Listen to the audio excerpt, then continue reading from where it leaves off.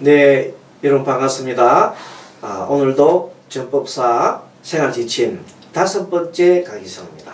자, 5번째 5-4분강 강의하겠습니다. 자, 오늘은 1페이지 교재를 봅니다. 자, 오늘은 중생의 근기에 따른 법을 설한다. 그 제목이 젖은 나무는 타지 않는다 하는 거죠. 그 유명한 화엄경에 나오는 보살 명람품에 나오는 겁니다. 젖은 나무는 타지 않습니다.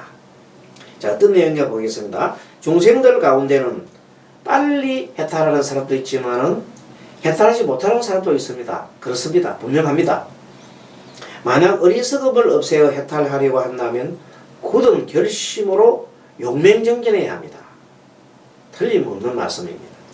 나무도 젖어 있으면 약한 불은 꺼지고 말듯이 가르침을 들었어도 게으른 자는, 게으르다 말은 젖은 나무에 그런 자들은 결코 해탈할 수 없다 이 말입니다. 불을 지필 때마다 태워야 말겠다 하면 마침내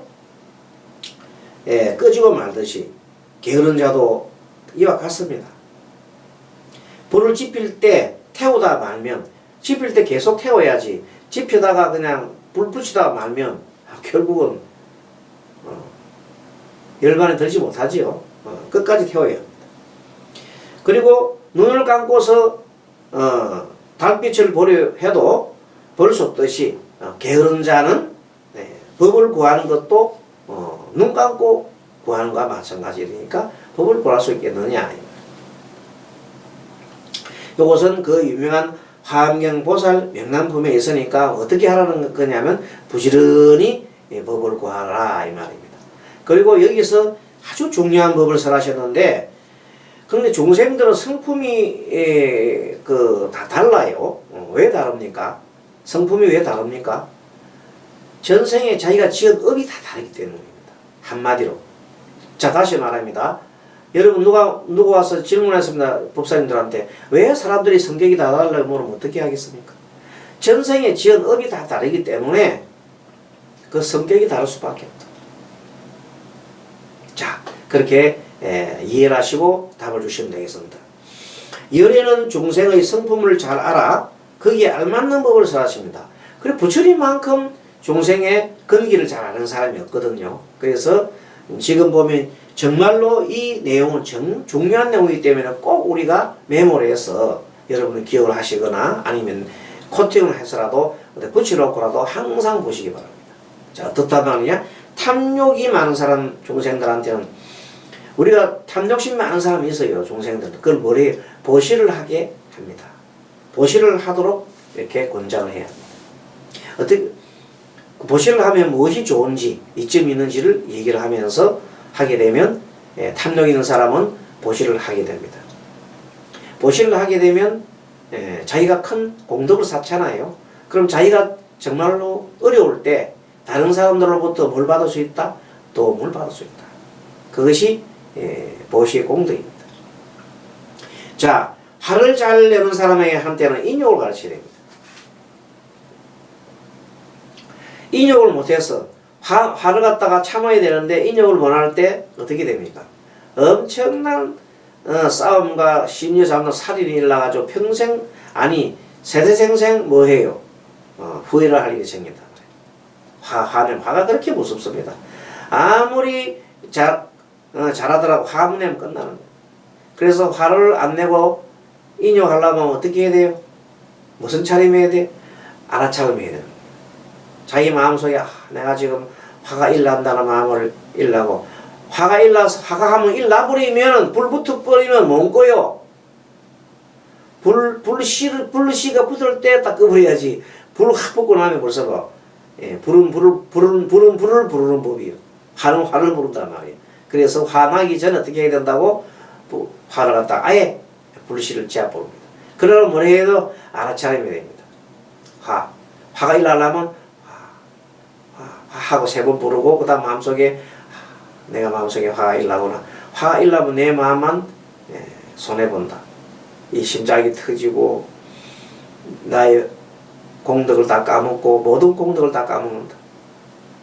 내 공덕 까고 내만 공덕을 까먹고만 고생하는 게 아니라 나의 자식도 후손들까지 이 영향을 미쳤다. 이렇게 생각하면 감히 화를 낼 수가 없습니다. 자, 그럼 게으른자에게는 어떻게 해요? 게으른자는 부지런히 정진을 하도록 가르쳐줘야 됩니다. 정진을 하면 어떻게 좋은지 거기에 대한 것도 항상 얘기를 해야 됩니다. 그럼 사례를 들어주고 부지런히 하는 것이 좋다는 것을 그 연구를 해야 됩니다.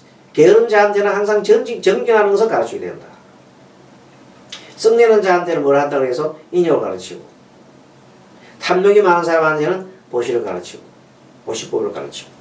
그게 그냥 보시하라는 게 아니라 보시하면 어떻게 좋은지, 화를 내면 어떻게 나쁜지, 그런 걸 여러분들이 공부를 하셔서 그것을 가르쳐주면 됩니다. 구체적인 하나하나는 여러분들이 공부를 하셔야 됩니다. 마음이 흩어지기 쉬운 사람한테는 뭘 해야 돼요? 마음을 한 곳으로 모으는 호흡수행, 성정, 연불법, 참선 등등 있습니다. 그 중에 스님은 제일 잘 가르쳐주는 게 뭐예요? 호흡법과 연불법이죠.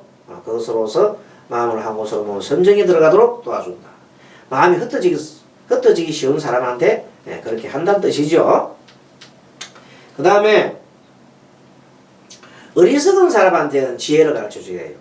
그 지혜 중에 가장 핵심적인 지혜가 뭡니까? 바로 인연법을 확실히 가르쳐요. 인연법.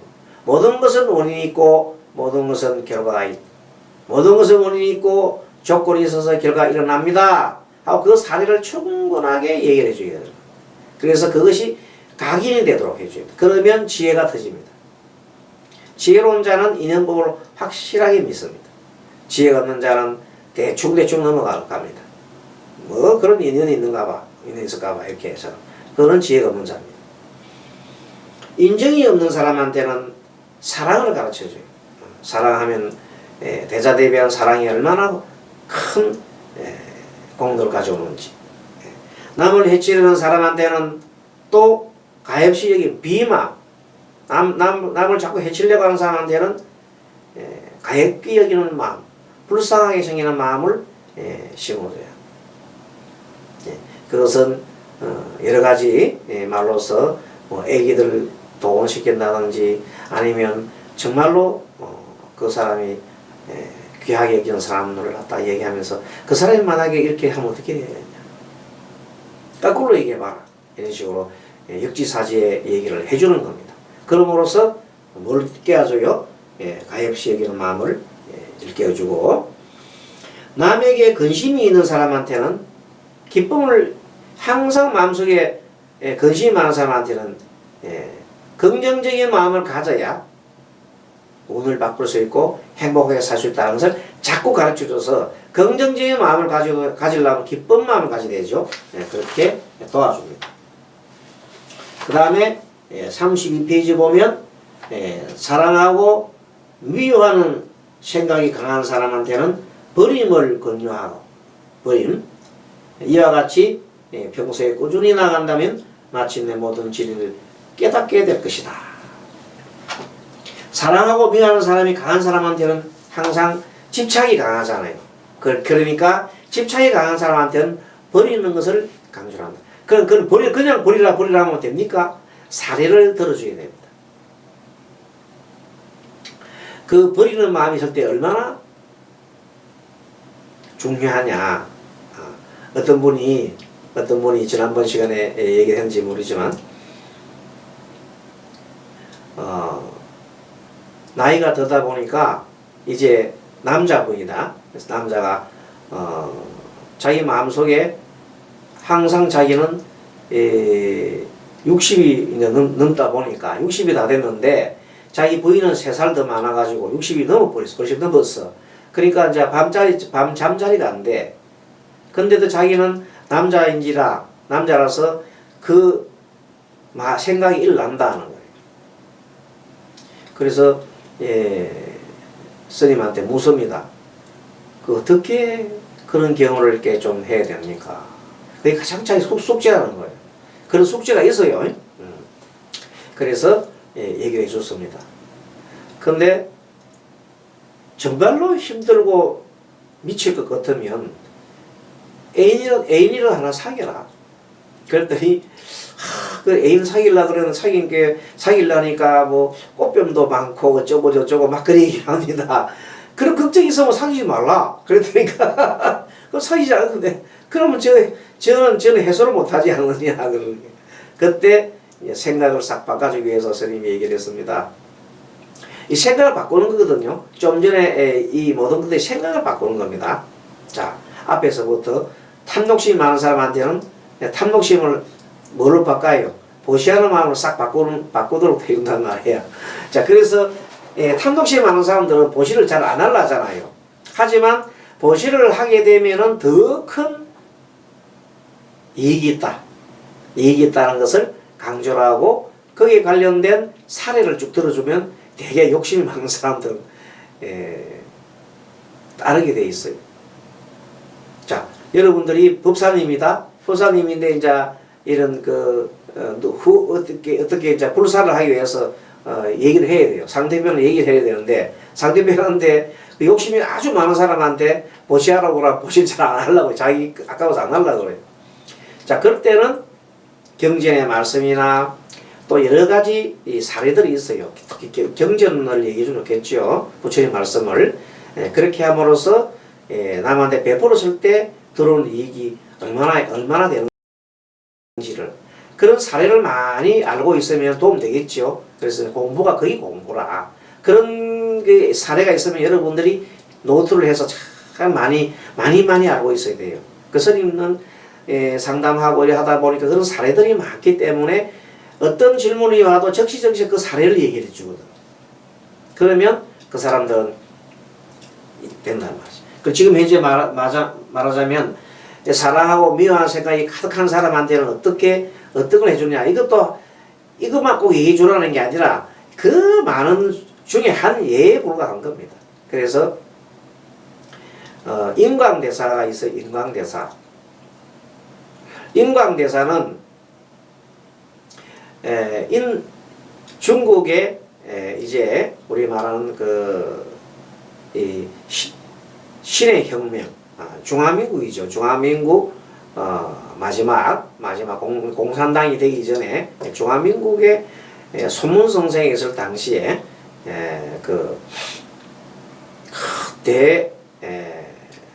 큰 스님이 대덕 스님이죠. 그러니까 정토종의 그 정토종의 조사이시기도 하고 또 선하시는데 선사이시기도 하고 선종의 선사이기도 하고 정토종의 조사이시기도 하고 그런 분인데 많은 좋은 말씀을 많이 하고 또 이 생활 관련돼서 법문을 많이 하셨거든요. 그 중에 불가록이라는 책이 있어요. 말로서 우리 말을 담지 못하는 불가록 말로서 담지 못하는 그런 얘기들을 해놨는데 주로 보면 사람들의 성욕에 관련된 얘기들이 많이 나와요. 그것을 공부를 해놔놓으면 정말 이제 성욕을 억제하고 또 사람들한테 상담할 때 도움되는 겁니다. 자, 사람들이 거기 책에 보면 사람들이 죽고 사는 문제 거의 80~90%가 질병의 80~90%가 성행위 때문에 일어난다고 합니다. 우리는 알게 모르게 그것을 너무 많이 한다는 겁니다. 짐승들은 어떻게 해요? 짐승들은 교미 때문에 하는 거예요. 그 사람들은 희한하게 교미 때도 아닌데도 애기 놓을 때 아닌데도 막 시도 때도 없이 한단 말이에요. 그게 사람들이 뭐가 많다고? 탐욕심, 성욕이 강하기 때문에 어떤 짐승들보다도 어떤 동물들보다도 사람의 성욕이 강한 겁니다. 아시겠습니까?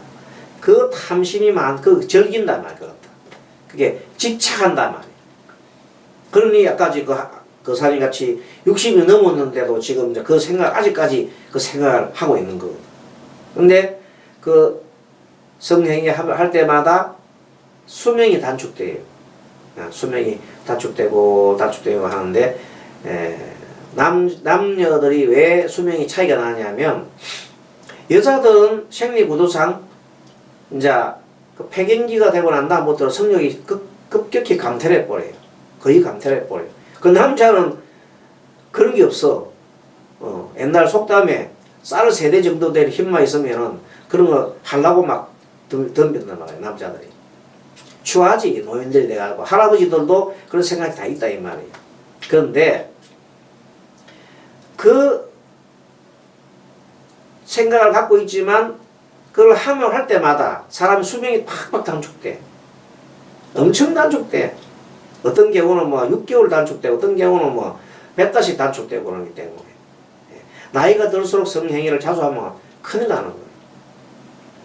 특히 수술하고 난 다음에 피를 많이 흘리고 수술하고 난 다음에 성행위 하면 그거는 그야말로 뭐 앞에 지금 염라대왕 앞에 빨리 가려고 수술과 똑같은 호랑이 앞에 우통 묻은 것 같은 호랑이 앞에 우통 묻어서 빨리 잡아먹으라는 거 아니까. 그러니까 빨리 죽는 거예요. 특히 선수들이 열심히 뛰잖아요. 선수들이 막 뛰고 있을 때 그 두 선수가 10라운드 뛰고 난 다음에 그날 저녁에 가서 부인하고 하면 그 다음날 적사할 거예요. 소진 돼가지고. 거의 스님이 이게 불가하게 보면 다 나오는 책, 불가하게 나와요. 그 내용들이. 그러니 특히 뼈를 상하고 난 다음에 그 성행위를 하면 큰일 납니다. 그 성행위가 무서운 겁니다. 그게 함부로 할 게 아니다는 거예요. 자기 생명을 단축시키는 걸라고 알고 하라는 거예요. 그러면 그걸 확실히 안다면 자기 생명이 귀중하다 하면 감히 그 하기 어렵겠죠. 죽어도 좋다 막 그러면 할 수 없지. 그러나 또 그 다음에 또 하나 뭐냐면 그러면 자기 부인이 안 되면 다른 사람과 해야 되잖아요. 그럼 다른 사람이 그 사람이 뭐 처녀고 안 그러면 시집 안 간 사람 같으면 조금 덜 할지 모르지만 어쨌든 배우자 있는 사람을 하게 되면 그 죄가 이루 말할 수 없는 죄를 지어요. 그 큰 죄를 짓는데 그거는 하늘이 하고 땅이 하고 다 알아. 자기만 모른다 싶어 다 알아. 그거는. 그렇기 때문에 그렇게 하면 큰 죄를 짓기 때문에 그 업이 자신도 받고 자기 자식까지 그 대로 이어가는 거야. 그러니까 안 좋은 거야. 그러니까 그 사람이 그러면은 처녀하고 하면 되겠습니까? 그래 묻는 거야. 또 그 사람이 그 아직까지 뭐 스님 말 길을 못 알아듣고 아니 처녀 한다 하더라도 그 사람은 부인이 있지 않습니까? 부인 배우자가 있는데 다른 사람을 하면 되겠어요? 똑같은 벌을 받습니다. 그리고 그만한 자식한테 나쁜 영향이 미치면 됐더니 그때서 아이고 그러면 안 되겠네요 내가.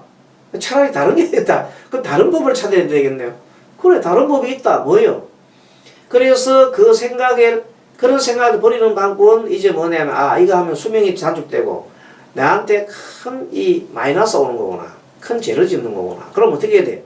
이제는 이것을 이 성욕을 갖다 안쪽으로 돌리는 운동이 좋아요. 운동법. 운동을 하게 되면 생각이 잘 안 나요. 열심히 운동하는 거. 그 다음에 또 나아가서 호흡법. 호흡 수행이 최고예요. 연불법 호흡. 이런 거 많이 하면 자동적으로 그 성욕은 컨트롤 되는 거예요.